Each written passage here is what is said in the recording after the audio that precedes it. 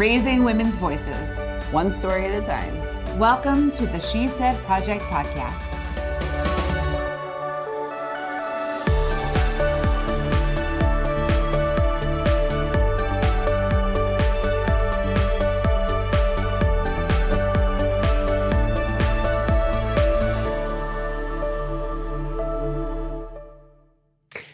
Hello and welcome, and thanks for joining us for another episode of the She Said Project podcast, where we get to listen and learn from incredible women who've shared their stories on stage in That's What She Said. I'm your host, Jeanette Jersick, and what I love most about the podcast is I get to chat with my friend, Carrie Rosso, here in the studio. You know what's on my mind today, Carrie? Me? Of course. But there are women everywhere, right? And while That's What She Said is in a growth phase, and we want to see shows launched in more and more communities, what excites me is that every time we launch in a new community, we get to travel a little bit. We get to see new places, meet new people. I mean, I have this big vision, this big fantasy that That's What She Said will be in, all 50 states, and we'll get to travel maybe to new countries. I mean, we already have one coming up in Canada. So it's happening. It's happening. Oh, it's happening. But That's What She Said. It just works because there's women everywhere who have stories. Did you ever imagine that this could be a thing that takes you to new lands? No. We, like I've told you before, we thought it was a one-night show. And so finding myself on an airplane with you, might I say, traveling with you was quite a joy. I travel like a peasant. And traveling with you, it just made it was so much fun. It was traveling with a seasoned traveler, we'll say. It was so much fun, but thinking like I just wanted to pinch myself, like this is for the show. We are on the road. And then sitting in the airport lobby, we made a new friend, someone that was eavesdropping as we were talking about the show. What are you guys doing? Those are the moments that are my favorite, when you're out and about in the wild, either wearing a shirt, talking about, the cast or the flow of the show, and someone saying, what are you guys talking about? Those are the unplanned moments that I just love those. Yeah, I've definitely met people in airports who've asked, I've dropped my business card, shoot me an email. Do you have a story? I'd like to know about it. I mean, it could be a little bit creepy, but I try to be, as open and honest, because really it is just about, hey, we have this platform. We love to find incredible women who have stories to share. And many of our newer communities, we have champions on the ground who kick it off and, and are running with it. But this past year, we launched That's What She Said in Atlanta, Georgia. Hotlanta. Which was a very special circumstance. We did not have a local producer. We produced it. So I directed the first cast of That's What She Said Atlanta. And no, there were many women who I did not, actually everyone in the cast, most of whom I had either never met or did not meet in person until we were in Atlanta for the actual event. So this was unique to our regular format, but it was because we were invited to participate inside of another event. So an organization called Dignity Grows, based in Hartford, Connecticut, and that's important because our guest today hails from the great state of Connecticut, and we were invited to the National Summit on Period Poverty, powered by Dignity Grows, this organization that is stepping up to fight the fight against period poverty, ensuring that women and girls have feminine hygiene products and are empowered to go about their daily lives, go to work, go to school. And it isn't just about products. It's about changing the narrative. It's about legislation. It's about making sure that no one ever has to miss out because of your body's, natural, processes. Like we half of the world is women, and we don't talk about this enough. In fact, I'm having a hard time talking about it right now, but it's such a taboo topic. And we went to this 2-day summit, and we were talking about periods. And we were talking about the periods. We were. Well, I thought I was pretty well informed on this topic. It was something that I felt strongly about, and I got there. And first of all, the Dignity Grows community, those people were amazing. So fell in love with all of them. But then I was shocked at how much I did not know. And I learned a ton. And it was sort of like a call to action. I don't know if they intended it to be that way, but when it was over, I really wanted to be more mindful about how can I help educating myself better, educating others. It was, not only did it bring this group of speakers into our lives that we absolutely adore, all of them, but it was a combo weekend. It wasn't just a girls' weekend out. We learned, we laughed, we cried. We did all the things. And that's powerful stuff right there. But that's what she said is so flexible. It can be part of another event because the missions are so aligned. Women need a safe space to come together, talk about these important and difficult topics, and then let's laugh together, let's cry together, let's talk about some real stuff. And so this unique and very special cast was brought together by me and by my friend Jennifer, who's at Dignity Grows, and we created this really unique cast from women across the country. And today's guest appeared on stage in That's What She Said Atlanta, and she's in Hartford, Connecticut right now because of technology. We're going to bring her on the line. So Beam her up. We're going to bring her up. Beam her up, Scotty. Here is Claudia Cupe from That's What She Said Atlanta. Claudia, welcome.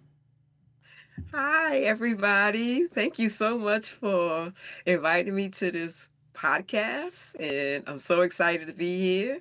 It's lovely to see you again. Thank you. Okay, Likewise. Claudia, you know what? I don't think I know the story of how you got connected to being on the stage. I know that you have a history with Dignity Grows. Is that how you wound up on the cast? How did this all play out? Yeah, well, it's funny you ask because Jennifer approached me one day when I was there picking up the bags of hope for Good Works Inc., which is a nonprofit organization. And she said, I want to talk to you about something. And so I thought she was going to offer me a job. And I was like, I was going to kindly decline because I'm allergic to jobs. But she said, no, no, no, no, no. I have something. Is it okay? I can call you, whatever. So she called me and she said she spoke to her friend Jeanette and told her about the whole thing. And the first person her and Becca thought about was me. And I was like, wow, all the people that you know, she says, I came to their mind, Becca and Jennifer. They both said, we got to get Claudia involved in this. And I was really touched. I was like, oh my gosh. Yes. I'm That's not how it all, surprised. That's how she approached Not me. at all. In the least. From the moment you and I met, Claudia, like I get it because you have this energy that is infectious and this positive outlook on the world, where you don't see challenges, you see opportunities. And there are so many instances in your life story where you turned things around or you took advantage of opportunities. And that's kind of what you and I got to kind of put the pieces together when we created your story for the stage. And so, no, it makes complete and total sense to me. We originally focused on your role as a non-traditional student. That was kind of one of the first things we talked about, but then we realized there was so much more. But just take a minute and tell our audience, like, who are you? What do you do right now in your life in Hartford, Connecticut? Well, I'm Claudia Cupe, and I am a parent. I have 2 kids and 2 grandkids, and 1 dog and 1 granddog, I guess you could say. And right now, I'm a certified energy advisor for a company called Think Energy Plus. And right now, I'm so excited to tell the whole world about the campaign that I'm running for Dignity Grows. And what happens is every time an energy advisor puts in a customer to help them save money on their electricity bill, because Think Energy Plus is a third party provider.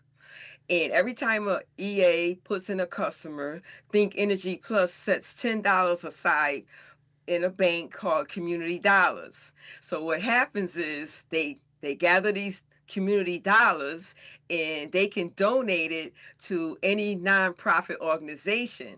So I suggested that we have Dignity Grows as my campaign. So I'm talking to all these EAs, and in fact, I have about 70, I think it's 75 more days to raise $2,500 for Dignity Grows. So really excited about this campaign.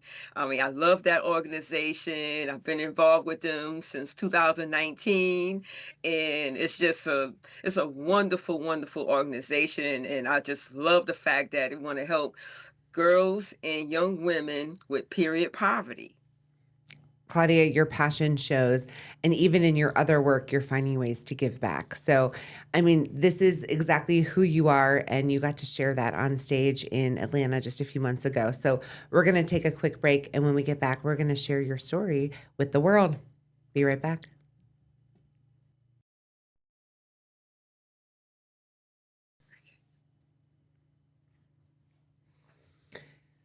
Let's all pause and enjoy Claudia's performance from That's What She Said Atlanta 2025. Here is From the Projects to the Platform.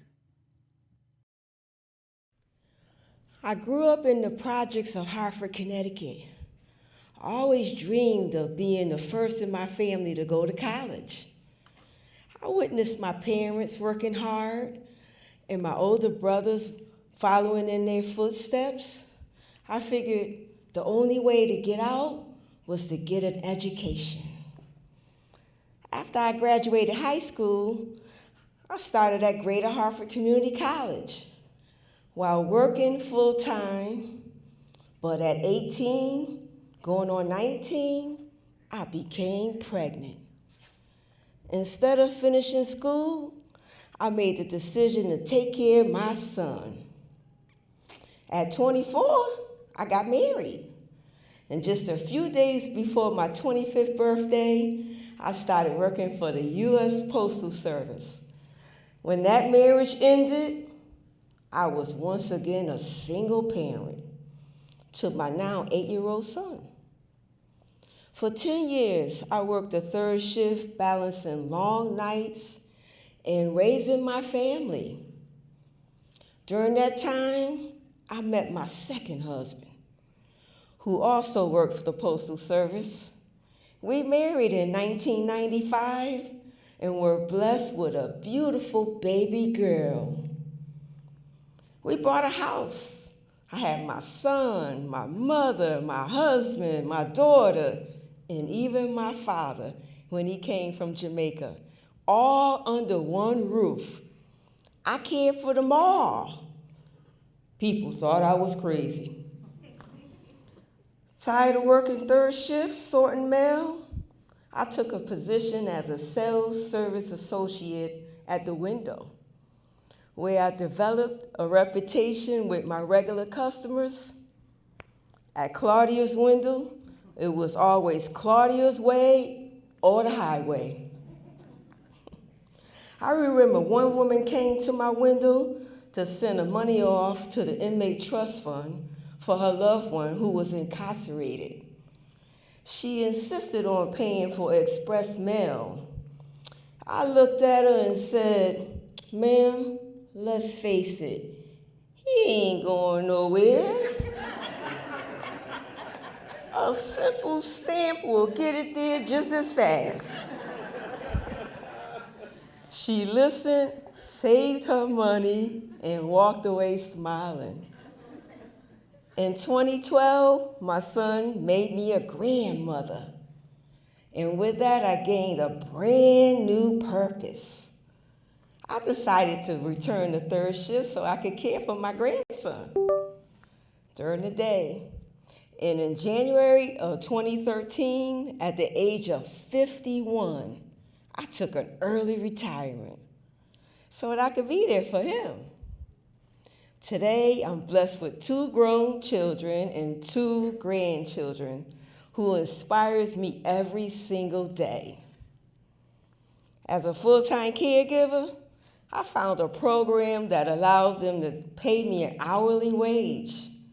I started attending meetings for the union, representing daycare providers and fast food workers. I now experience the struggle that all hourly child care workers were facing, not making a living wage while taking care of our next generation. I joined the union, the 1199, and together we fought for the fight for 15, protesting at the Capitol, traveling to Washington, D.C., standing up for justice. And after years of persistence, we won the fight. That lit a fire underneath me, y'all. During COVID, my advocacy deepened. I volunteered for Qatar Health and Equity and Justice because I had a cousin who was incarcerated. The prisons had no masks, no hand sanitizer, terrible living conditions. I spoke at the Capitol, I did interviews, and I protested outside the Department of Corrections in Wethersfield, Connecticut. It was freezing cold, but we stood strong for our loved ones' rights. I started to understand my power of my voice, taking chances, advocating for myself and others. Now it was time for me to use all of that and go after my own dreams. In 2015, at the age of 51, I enrolled into Asnuntuck Community College, still determined to be the first one in my family to get a higher education. I worked hard, and I made the dean's list most semesters. I told myself, I can't let them young whippersnappers pass me out. I wanted to experience as much as college life as possible. I joined the Student Government Association and made history as the first non-traditional African-American woman to serve as president of SGA.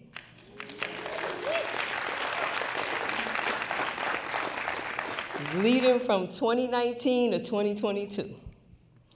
Through the Women's Leadership Institute, though, I was introduced to Dignity Grows organization. Working with them, I bought 100 bags of hygiene supplies to our campus pantry. And today, many of the Connecticut colleges provide these bags to women in need. And this is the part I want to say directly to you.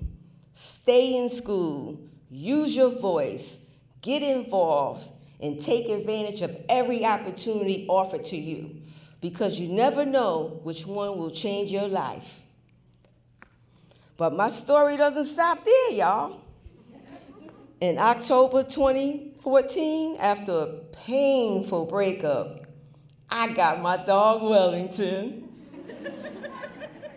He replaced the boyfriend, y'all. And let me tell you, dogs are loyal. My ex wasn't.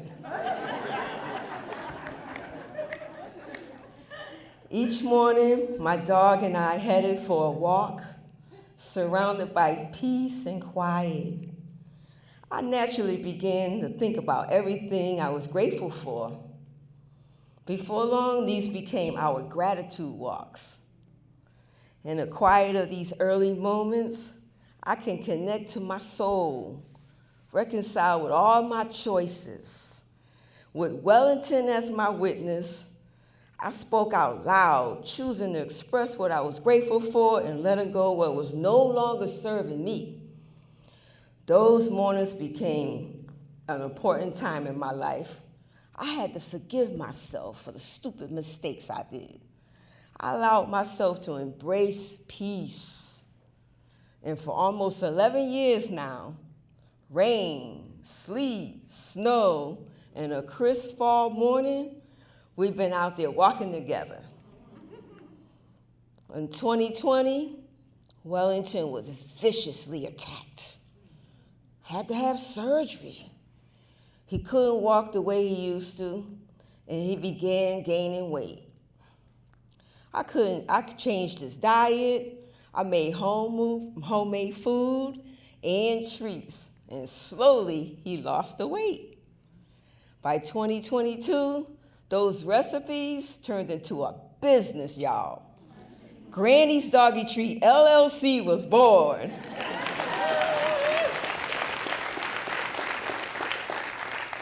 From that hardship, that turned into a blessing. You see, I've always been an entrepreneur at heart. I've never been afraid to create opportunity where none existed. I'm still a personal care assistant because since both my parents are gone, I go out and help other people's parents. I'm a true caregiver. That's what children of alcoholics often do. We step up, we care, and we make sure no one feels forgotten. And I continue giving back, mentoring the women with Good Works, Inc., volunteering at the Infield Food Shelf, and helping out at the Infield Dog Park. Looking back, I see challenges, I see single motherhood, failed marriages, long nights on third shift, but I also see victories, raising strong children, becoming a grandmother, leading students, starting a business, and never giving up. I grew up in a home where my parents who struggled with alcoholism, they never told me to love me.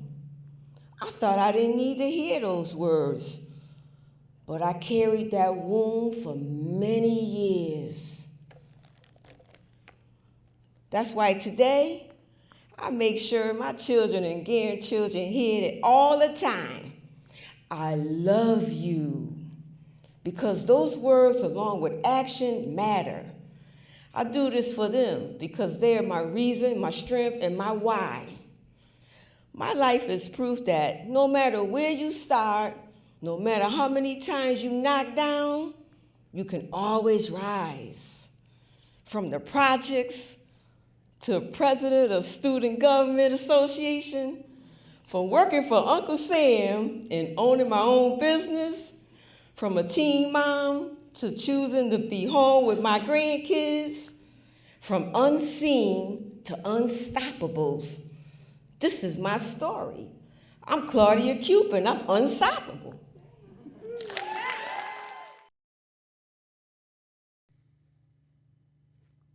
Okay, it is so much fun to revisit that wonderful performance and that fun night with that beautiful group of women on that stage.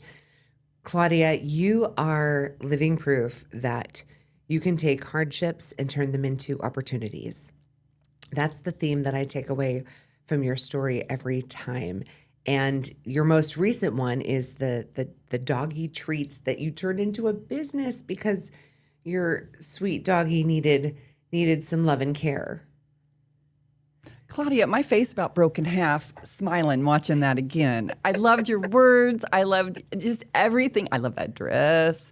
But oh my gosh, it was just what a wonderful, wonderful thing to share. It was, and tell us all the updates. What's happening with you? Well, I shared that video out with almost everybody that I knew, and especially my mother's sisters, my aunts. They just loved it. They said, "Oh, so proud of you. If your mom was here, she would be so proud of you too." And it was just a beautiful feeling. I was so blessed to be invited to attend that function, that platform, and actually, when I was on stage, I didn't even feel that nervous. I thought I was going to be really nervous, but I wasn't that nervous. I don't get a nervous It was vibe fabulous. from you at all, Claudia. In all the things, all the experiences that you've had, I don't see you showing up in the world as a nervous person. Well, and you were so authentic. Like in my mind, you really were just talking to me. It was just me in that audience and you standing up there chatting. I think you made everybody feel that way. Yeah, Carrie, you was like my anchor. What a sweet compliment. That was so I like sweet. that. I think everybody in the audience that night left thinking like, We're best friends now. We're best friends. But you just have that way about you. I think you made everybody, you were easy to listen to, and you just were so comfortable. And so is Jeanette right? Were you not a nervous bone before going up there? As many times as we practiced. And then it just became so, well, my story is my story. So it was like so true to my heart that it was like, Claudia, you're just up there telling your story. It's the truth. And thank God I have my notes there, but to keep me on track.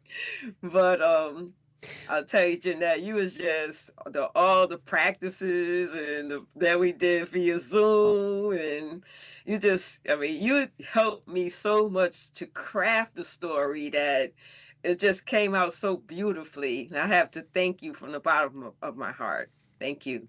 Well, you are so welcome.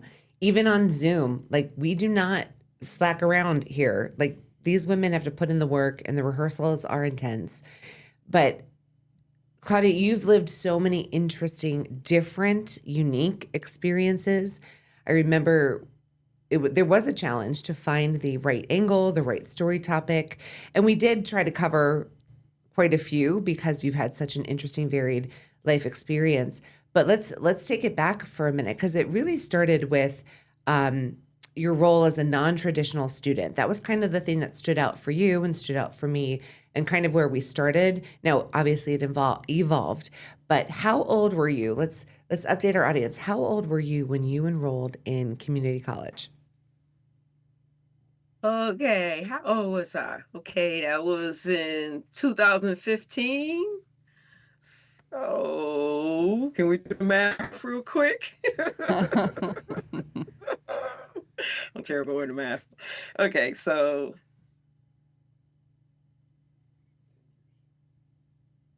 that was 11 years ago. So I'm 64. So 53. Wow. Yeah, that sounds about right. First time Yep, college student, age 53. Yeah. What inspired you to go back and start that journey?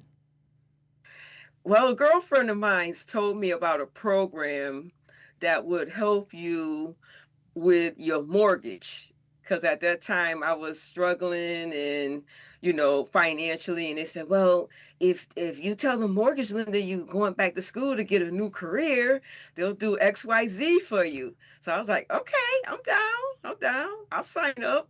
So I signed up for the certificate program. It was human services management certificate program. And I had to start. You guys, you don't know. You want to talk about struggle. You had to take the little entry exam. I had to take the beginner course before the beginner course. It was something else. But I thank God that they had like a tutoring center there, and the tutors were like retired teachers and retired professors. So it wasn't like students teaching students. It was like retired teachers helping students out. And they were so nice to me. Everybody just loved. I would be in there. I could have just pulled up a cot right next to the desks and just stayed there, because I lived in that place. And they seen how determined I was to get it. And man, if you could teach this old broad algebra, you're a good professor. If you could teach me algebra, I'm telling you. Man, oh man, oh man. But I took all those courses. I took Comp 101, 102. I took accounting. What messed me up was I took quantitative reasoning and accounting in the same semester. That was a bad decision. Yeah. Advice from Claudia. But you did it. But I did it. I was like, I can't believe it. But here I see, once again, turning hardship into opportunity. You found a pattern. Right. That you found a program to help you during a difficult time. And not only did you decide, okay, I'll take some classes, like, you jumped in, full speed ahead, like, no looking back. And then shortly thereafter, you got involved in the Student Government Association. How did that happen? So this girl came up to me and she says, you know what? You should join the student body. We're looking for senators. And I was like, I don't know. She's like, oh, come on, just come to one meeting. So that was like 2018, like 3 years later. So I said, okay, yeah, I'm starting to hang out during the day. Because by that time, I switched from going to class in the evening to going to class during the day. So I was on campus more, and then they hired me to be a student worker in the pantry. So I said, oh, okay, I'll join the senator thing. And it was kind of cool. You know, we had a lot of student activities and everything like that. And then they told me about Women's Leadership Institute. And I was like, oh, okay, yeah, I got some leadership in me, you know. I got some entrepreneurs. So I went in there, I was all shy, and I was like, I don't know about this and everything. But those facilitators, they just took me underneath their wings, and uh, it was just incredible. In fact, I had coffee with one of the facilitators about 3 weeks ago. And she said, Claudia, I am so proud of you. Class of 2018, you just excelled. You started your own business. And I just can't tell you how proud I am of you. No, that really meant a lot to me from her. I believe it. We're all Yeah. proud of you. Okay, so this isn't the end of the story, though. Did you have to run for office? Because I know you served as president of your class, of the student body. I want to see like your promo posters. I want to see this campaign. Yes, agreed. You have my vote. Did you have to, Now like, that put- was funny too, because the students had to actually vote for me. I ran in the end of 2018, and then the spring semester started 2019, and I had to actually run. I don't. Oh, I think COVID had just almost started. Yeah, so I had to do a video. That's right. I had to do a video, and the students all voted for me. It was really funny. And they voted for me. They had to put their name, who they voted for, in this little box inside of the dean of students secretary office. This was before COVID. And I got elected in 2019. Yeah, that's right. That's right. And to get reelected the following year, we had to do the whole video thing, and they still voted for me again in 2020 again. I don't know why they kept voting for me, but they kept voting for me. how did you find out? Claudia Cupe, you've been elected president of your student body. Well, the director of student activities, she told me that I was the one that got the most votes, and I had to actually get sworn in and everything. I mean, she's the real deal. Like, this is You- awesome. This was the real deal. This was the real deal. Yep. And so tell me like you're going to run for office on a bigger stage. I will work on that campaign. Connecticut, watch out. Here comes Claudia. We're going to take a quick break, and then Carrie and I are going to brainstorm on your campaign. We'll be right back. Okay. All right. Carrie and I are getting to work. We're making posters. We're building a campaign. I mean, we want Claudia Cupe leading our troops. Here she goes. But here's the thing. Like, this whole serving as president of her student government association, it really kind of fell right in line. What I learned so much about Claudia during, the story development process. But Claudia, talk about, you went to Washington, D.C., you spoke on the Hill, you did some very active campaigning. Can you talk about that a little bit? Well, I was involved with the 1199 union for the child care providers and fast food workers too at the time. We were fighting for $15 an hour because as child care providers, we were drastically underpaid with that campaign. And so I joined the union, and I was making banana bread and pumpkin bread and bringing them to this luncheons, and it was so much fun. And then one day they just came up to me and they asked me, they said, we would like for you to represent the 1199 union, and it's all expense paid trip to Washington, D.C., so you can go and represent Connecticut. And I was like, yeah, okay, wow, I'll do it. Yes is the answer. Yeah, so I did it.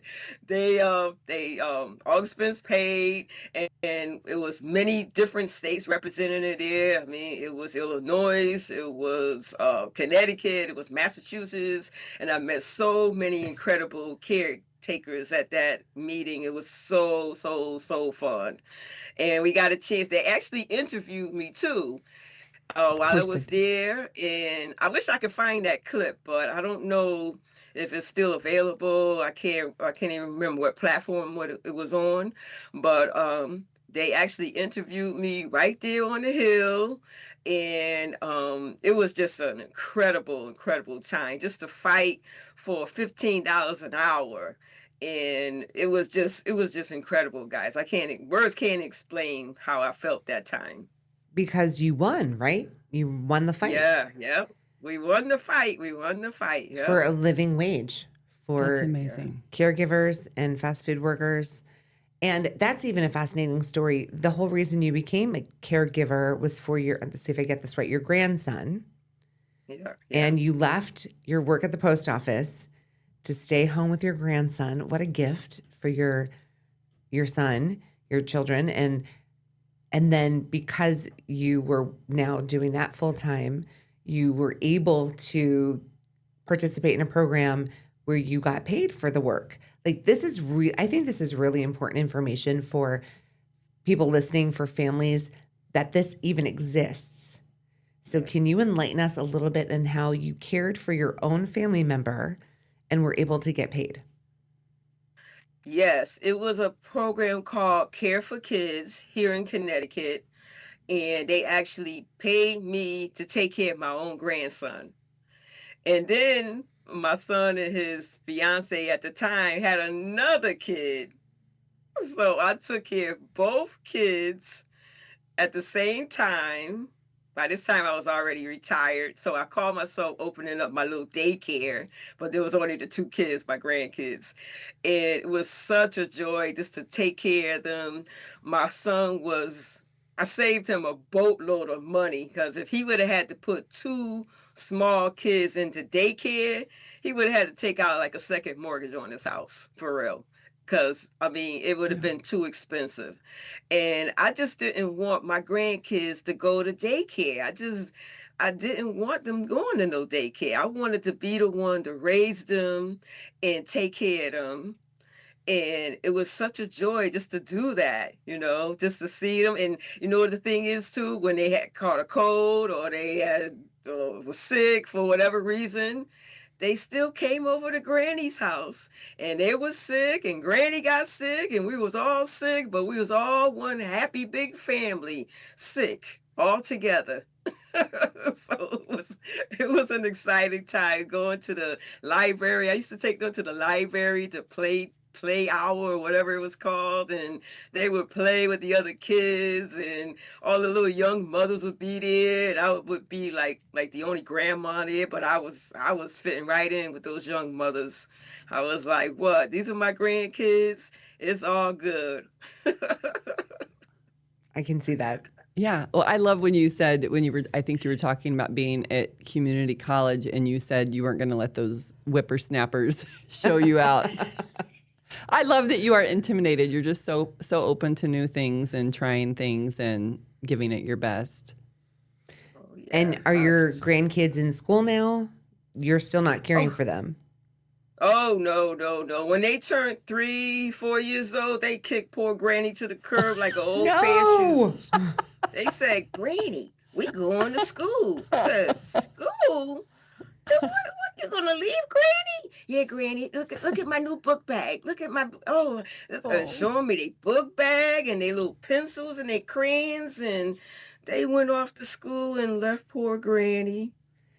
But Claudia Cupe goes to community college, joins a women's leadership program, brings Dignity Grows, and starts providing tote bags full of period products to students. Claudia Cupe becomes a full-time caregiver for her grandchildren, joins a program where she gets paid as a caregiver, because I think that's absolutely remarkable, because who can give up their lives to care for, our youth without having a living wage? And during this stint, what does she do? She goes to Washington, D.C. to fight the fight for 15. Like, Claudia Cupe doesn't do anything like just because. I mean, there is, like, you find such beautiful purpose and drive in everything you do. So what's next? Tell us what's coming down the pike for you. What are you going to do now? Well, with Granny's Doggy Treats, I am bringing on a new product line. It's the Granny's Tuna Puffs. It's a cat treats. So I'm adding cat treats to my dog treat line. I'm so excited for it, because when I'm doing events, I get this, all I see is dog treats all the time. I never see cat treats. So I said, that entrepreneurial brain up here said, you know what? Let me Google some cat recipes real quick. And I found this tuna puff recipe. It's only 3 ingredients. It's tuna, whole wheat flour, and egg, and a little bit of the tuna water, and mix it up. And I put them in these little molds. I freeze them. Then I put them in the air fryer. Then I put them in the dehydrator. And lo and behold, I got cat treats. Apparently there's a market for cat treats. Okay, we're going to take a quick break, and then we're going to share where people can find Granny's cat and dog treats in just a moment.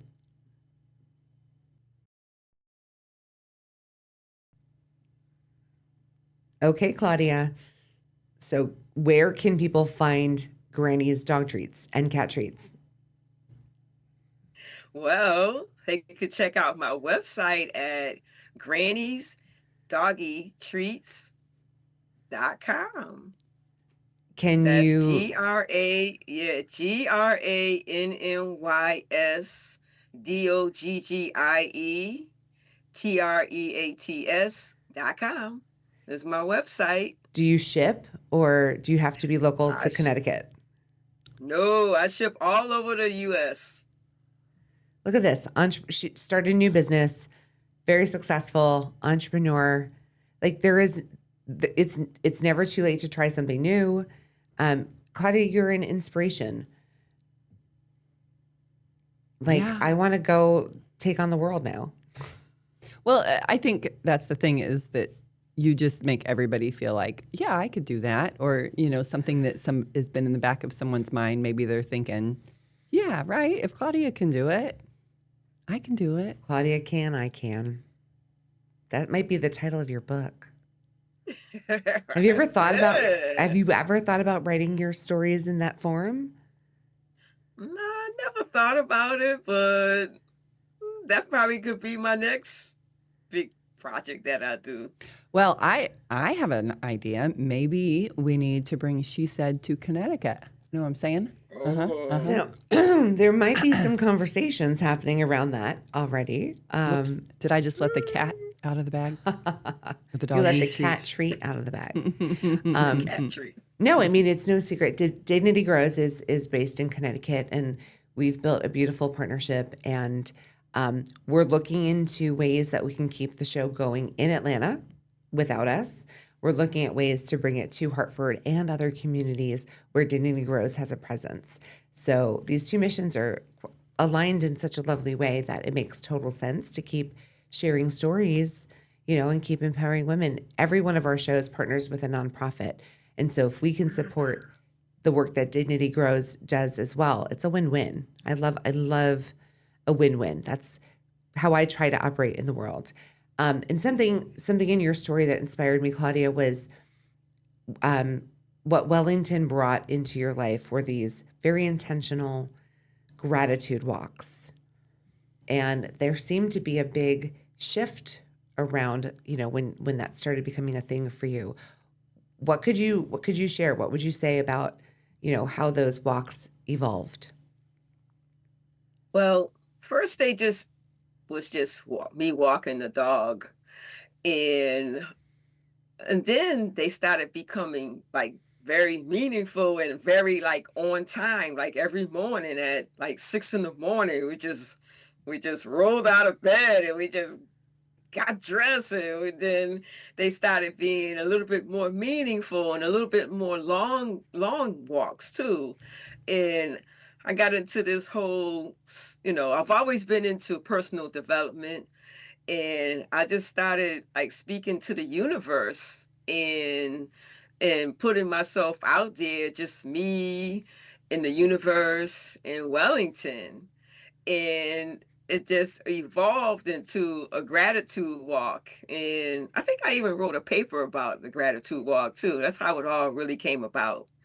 And just expressing myself and praying and meditating and it's so peaceful because you be like the only person out there, especially on Sunday mornings, nobody's out.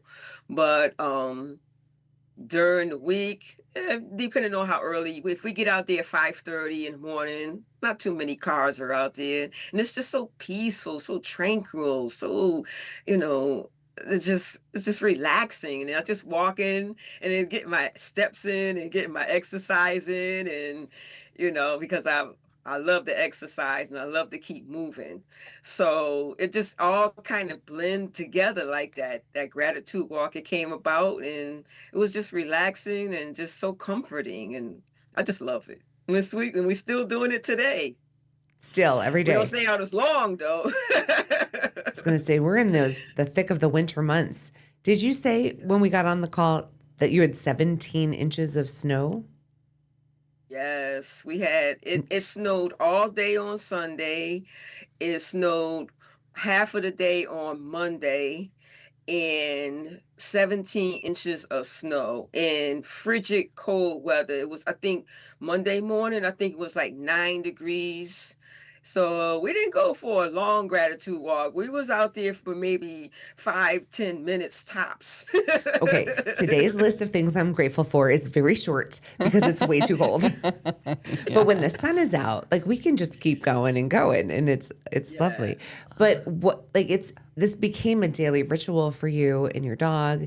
But like, what has it done for your soul? It just makes my soul so like grateful and just like pleasant and just peaceful, which is so calming and so soothing. It just makes my heart happy. Well, it's a great way to It really start your day, that it really sets the tone. Do you feel like you carry that into the rest of your day? Oh, absolutely, absolutely. Because I always, and then when I come back, I write down 3 to 5 things that I'm grateful for in my journal Okay. every day, like every single day. Because it's just when you recognize the things that you're grateful for, it just makes you have a better day. It just makes you not be so worrisome and so anxious because you're like right here in the present, and you're not thinking about what happened yesterday so you could be depressed, and you're not thinking about what's going to happen tomorrow where you're going to be in having anxiety attacks. So when you write down the things that you're present for right here right now, you're present and you're not worried about what happened yesterday or what's going to happen tomorrow. Do that make sense? Mm-hmm. That's a beautiful lesson. A realization that you turned into a daily habit. And how old is Wellington now, and how is he doing? Well, he's hanging in there with his sundowning at 12 o'clock at night and waking up at 5:30 in the morning, but he's still eager to go outside, and believe it or not, he still plays with his toys. And with all of that going on, he played with his toys. He throw this little turtle up and he catches it and he runs through the house, and he has what we call the zoomies. I don't know if that's a corgi thing or not, but he has the zoomies like 5:30 in the morning too. So he's still my little welly belly. I love him. I love him dearly. I'm just gonna keep patching him up. Whatever's wrong with him, I'm gonna just take him to the vet. Can you patch him up? Just keep him. I want to keep him until he's 20 years old if I can. So you're a dog mom, you're an entrepreneur, you're an advocate for many different causes, and you're a consultant in an energy efficiency company. Did I catch it all? Anything else? Yeah. Anything else you do in your spare time? Well, I'm a mentor with Good Works as well. What is that? Good Works Inc. I'm a mentor with Good Works Inc. And I have a little mentee, and she's just beautiful. I just love her. I love her. I love her. I love her. And I bring the Dignity Growth Bags, or the Bags of Hope, to that organization now that, as Nuntuck is pretty much behind me now.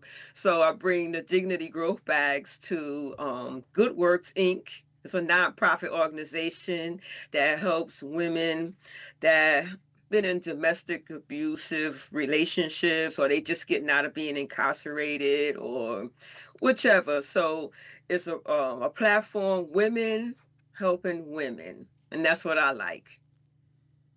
Well, that rings true here. So you're a mentor through this organization. So find these wonderful nuggets that are good in your life, choose to be grateful for them, and then turn around and find ways to give it back to others. Absolutely. Did I capture that? Claudia, you are magnificent. Thank you for sharing your story on the That's What She Said stage. Thank you for spending time with us today, just recapping all the things that make you so special and unique. And now we get to share your legacy with our friends and fans here on the She Said Project podcast. So let's say goodbye to our friends, and thank you, and have an awesome rest of your day. Thank you. Thank you for listening to the She Said Project podcast. All materials contained in the podcast are the exclusive property of the She Said Project and That's What She Said LLC. For more information on our live shows, go to shesaidproject.com.